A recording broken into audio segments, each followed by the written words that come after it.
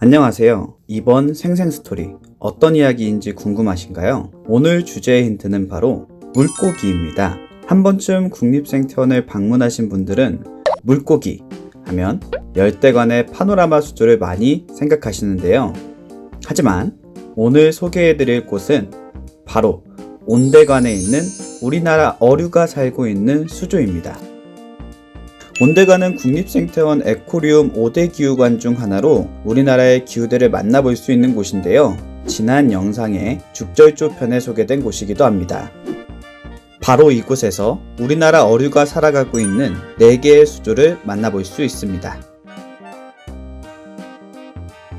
수조는 4가지로 강의 상류, 중류를 거쳐 물의 흐름이 느려진 웅덩이, 그리고 강의 하류로 구성되어 있으며 각각의 환경에 맞추어 어류들이 살아가고 있습니다.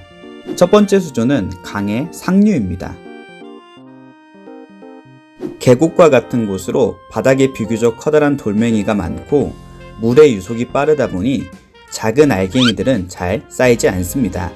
대표적인 어류로는 바다로 돌아가지 못한 송어, 산천어를 만나볼 수 있습니다. 오래전 강으로 산란을 하러 온 송어가 바다로 돌아가지 않고 강에서 적응하며 생활하기 시작했던 것이 지금의 산천어로 진화되었다고 합니다. 실제 송어와 굉장히 비슷하게 생겼는데요. 하지만 크기는 송어의 절반 정도입니다. 두 번째 수조는 강의 중류입니다.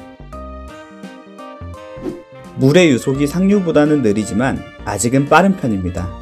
그래서 고운 모래는 떠내려가고 상류보다는 크기가 조금 작은 돌과 자갈들이 많은 편입니다. 중류에서는 돌고기라는 어류를 찾을 수 있는데요.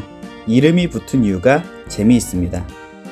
잎부분이 마치 돼지코처럼 생겼고 실제도 돼지처럼 먹성이 좋아 돈고기라 불리다가 돌고기가 되었다고 합니다. 세 번째 수조는 웅덩이입니다.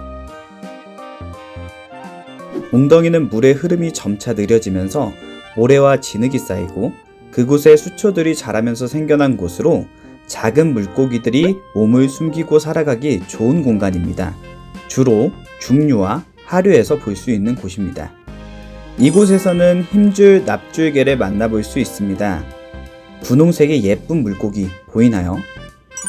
이러한 색을 띠는 이유는 산란기가 되면 결혼할 상대를 유혹하기 위해 옷을 갈아입는 건데요. 이렇게 변한 색을 혼인색이라고 합니다. 마지막으로 4번째 수조, 강의 하류입니다. 커다란 물고기가 많이 사는 수조입니다. 물의 흐름이 굉장히 많이 줄어들어 작은 모래들이 쌓인 모습을 볼 수 있습니다. 이곳의 대표 물고기는 우리가 흔히 아는 붕어와 잉어. 음식으로만 유명하지만 하류에서 굉장히 중요한 역할을 합니다. 바로 떠내려온 모래알을 입으로 먹었다 뱉는 모습을 볼 수 있는데요. 이러한 행동을 통해 강의 바닥을 깨끗하게 정화시키는 역할을 해주고 있답니다. 무심코 지나가면서 보던 계곡이나 강의 속을 자세히 들여다볼 수 있는 온대관의 4가지 수조 잘 보셨나요? 또 다른 물고기들의 모습을 보고 싶다면 국립생태원 온대관을 찾아주세요. 감사합니다.